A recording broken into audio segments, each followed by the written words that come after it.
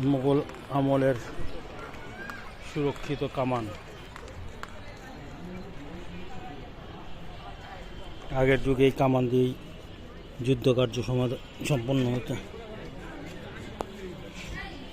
দেখি ভারতের কোন ধরো তোমারে ধরো ভারতের কোন উপরে কিনা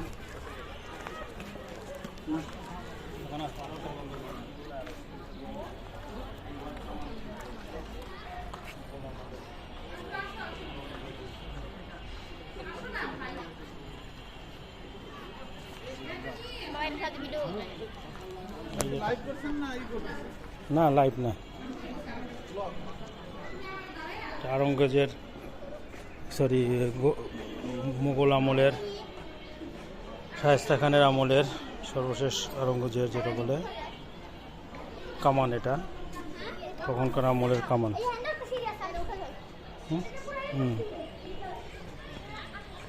এটা আগের দিনে যুদ্ধে ব্যবহৃত, তা এখন ইসরায়েল ফিলিস্তিনি যুদ্ধে এটা ইউজ করা যাবে না। একটা হাতল আর একটা কই, পুরাটাই লোহা।